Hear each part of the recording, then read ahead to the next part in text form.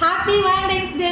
பிப்ரவரி 14 Valentine's டே. போன வாரமே என் வீட்டுக்காரம்மா தெளிவாக தெரிஞ்சுக்கிட்டு அடுத்த வாரம் வெள்ளிக்கிழமை என்ன ஞாபகம் இருக்கா அப்படின்னு கேட்டாங்க. தெரியாத மாதிரியே அஷ்டமியா அப்படின்னு இல்லை அப்படின்னாங்க. அப்போ நவமி, ஐயோ அதுவும் இல்லை அப்படின்னாங்க. அப்போ என்னதான் அப்படின்னு கேட்கும்போது வேலண்டைன்ஸ் டேங்க அப்படின்னாங்க. ரைட்டு, ஏதோ பெருசாக செலவு வைக்க அப்படின்னு அப்போவே தெரிஞ்சுக்கிட்டேன். சரி, பெரிய செலவாயிட வேண்டாம், சின்ன செலவாக முடிச்சலான்னு முடிவு பண்ணி அறந்தாங்கி கார்மெண்ட்டுக்கு ஒரு கேக் ஒன்று வாங்கிட்டு போகலான்னு வந்தேன்.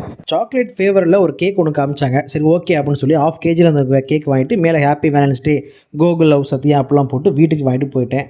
ஸோ பார்த்தோன்னா அவங்களுக்கு ரொம்ப பிடிச்ச மாதிரி ஒரு சாக்லேட் ஃபேவர் வாங்கிட்டு வந்தேன். முடிச்சதுக்கப்புறம் திரும்ப அடுத்த ஒரு ஷாக் பண்ணுற மாதிரி, சரி கிஃப்ட் என்ன வாங்கிட்டு வந்தீங்க அப்படின்னு கேட்டாங்க. ஆர்த்தி, இது என்னடா புதுசாக இருக்குது, நம்ம யோசிக்கவே இல்லை அப்படின்னு நினச்சிட்டு இருந்தேன். சரி நமக்கு உருட்டவா தெரியாது, சரி புது உருட்ட முடிவு பண்ணி, நானே உனக்கு ஒரு பெரிய கிஃப்ட்டு, இதை விட உனக்கு பெரிய கிஃப்ட் வேணுமா அப்படின்னு கேட்டேன். நான் உருட்டில் அவன் மட்டும் இல்லை, பின்னாடி கேட்டுட்டு எங்கள் பாட்டியே ஆடி போயிட்டாங்க. ஃபஸ்ட் டைம் 2 பேரும் சேர்ந்து ஒன்றா ஒரு வேலண்டைன்ஸ் டே கொண்டாடுறோம். இது ரொம்ப ஒரு பெரிய டே, ஒரு ஸ்பெஷலான டே அப்போல்லாம் சொல்லலை. பட் ஒரு சின்ன சின்ன சந்தோஷம்தான். எங்கள் ஊரில் சத்யாவுக்கு குட்டீஸ் ஃபேன்ஸ் கூட எப்போவுமே அக்கா இருக்காங்களான்னு தேடி வந்துடுவாங்க. இன்றைக்கி என் மாமா பையன் என் மச்சானும் வீட்டுக்கு வந்திருந்தான். அப்புறம்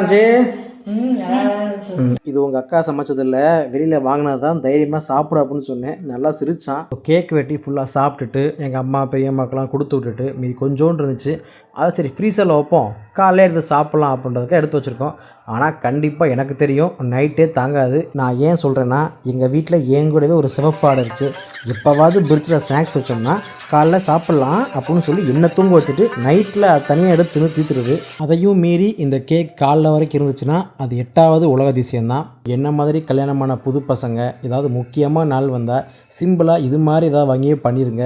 இல்லை அப்படின்னா உயிர் சேதமும் பொருட்சேதமும் ஏற்பட அதிக வாய்ப்பு இருக்குது. பி கேர்ஃபுல், பார்த்துக்குங்க. பாய்.